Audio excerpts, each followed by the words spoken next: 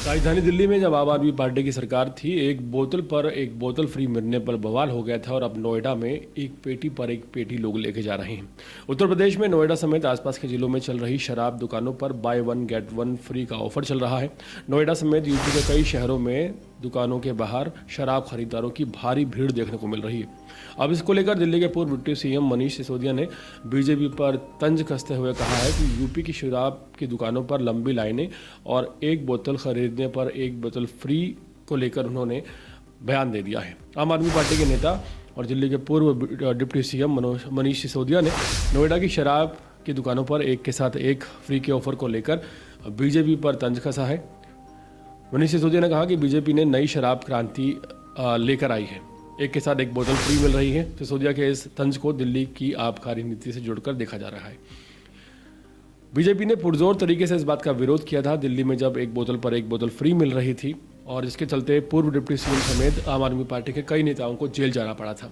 हाल फिलहाल इस मामले की जांच चल रही है, लेकिन दरअसल अब एक नोएडा का मामला सामने आया है। अप्रैल से नया वित्तीय वर्ष शुरू हो जाएगा, ऐसे में यूपी में शराब के नए ठेके खुलेंगे। अगर पुराने शराब ठेकेदारों को नई दुकानें नहीं मिली तो फिर उनके पास रखा स्टॉक बर्बाद हो जाएगा। 31 मार्च तक पुराने दुकानदारों को क्लोजर रिपोर्ट देनी है। 31 मार्च के बाद वो इसे बेच नहीं पाएंगे, इसलिए सभी शराब ठेकेदार अपने स्टॉक को खाली करने में जुट गए हैं और कुछ दुकानों पर by one get one free का ऑफर चल रहा है, जिसकी वजह से नोएडा समेत कई जिलों में शराब ठेकों के सामने लंबी भीड़ देखने को मिल रही है। और यहाँ पर देखा जा सकता है कई लोग एक पेटी शराब के साथ एक पेटी फ्री लेके जा रहे हैं। नोएडा में शराब पर भारी छूट पर बवाल हो गया है। एक बोतल मुफ्त मिल रही, ठेके पर लंबी लाइनें नजर आ रही हैं और देखते ही देखते दुकानों से शराब का स्टॉक खत्म हो गया है। एक पेटी पर एक पेटी फ्री का ऑफर चल रहा है। दुकानों पर लोगों का जमावड़ा नजर आ रहा है, जिसकी कई लोग वीडियो बनाते हुए भी दिखाई दे रहे हैं। नोएडा में मंगलवार को शराब की दुकानों पर शराब प्रेमियों की भीड़ टूट पड़ी। देखते ही देखते कई दुकानों से शराब का स्टॉक खत्म हो गया। एक पेटी पर एक पेटी फ्री का ऑफर लाने के लिए दुकानों पर लोगों का जमावड़ा लगा हुआ दिखाई दिया। शराब विक्रेताओं को 31 मार्च तक पुराना स्टॉक खत्म करना है, इसलिए शराब की कीमतों में 40 से 50% तक की छूट दी जा रही है। नोएडा के सेक्टर 18 में शराब की दुकानों पर छूट की सूचना मिलते ही लोगों की भीड़ उमड़ पड़ी है।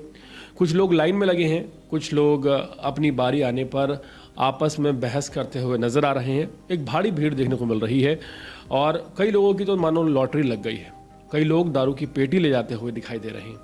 इस पर सवाल खड़े किए हैं आम आदमी पार्टी ने। इस भीड़ और मारामारी का कारण ये है कि पिछले दिनों ई लॉटरी से दुकानों का आवंटन किया गया है, जिसके चलते काफ़ी पुरानी शराब की दुकानों के संचालकों की ई लॉटरी में दुकान नहीं मिल सकी है।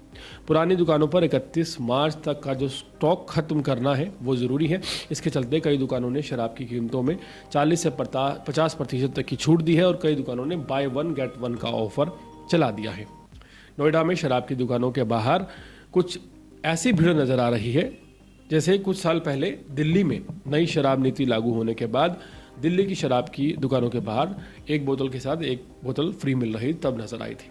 इस पर एक तरफ आम आदमी पार्टी ने तंज कसा है, दूसरी तरफ बीजेपी के वो नेता जो राजधानी दिल्ली में तमाम बड़े बड़े दावे करते हैं, धर्म की दुहाई देते हैं, मंगलवार को मीट की दुकानें बंद करवा देते हैं, नवरात्रे आने पर कहते हैं कि चिकन की शॉप नहीं खुली होनी चाहिए।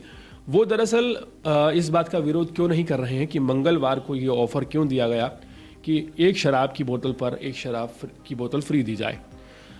हाल फिलहाल राजनीति गर्माती हुई नजर आ रही है। सवाल खड़े हो गए हैं कि जो बीजेपी के तमाम बड़े बड़े नेता हैं, वो जब दिल्ली में आम आदमी पार्टी ने एक बोतल के साथ एक बोतल फ्री दी थी तब तमाम तरह की बातें कर रहे थे, लेकिन अब जब बीजेपी की सरकार उत्तर प्रदेश में है और नोएडा में मंगलवार वाले दिन एक शराब की बोतल पर नहीं एक शराब की पेटी पर एक पेटी लोग फ्री लेके जा रहे हैं, तब इस पर किसी का भी कोई सवाल जवाब सामने नहीं आ रहा। ये काफ़ी चौंकाने वाली बात है। पूरे मामले पर आपकी राय क्या है, कमेंट सेक्शन में ज़रूर बताइएगा।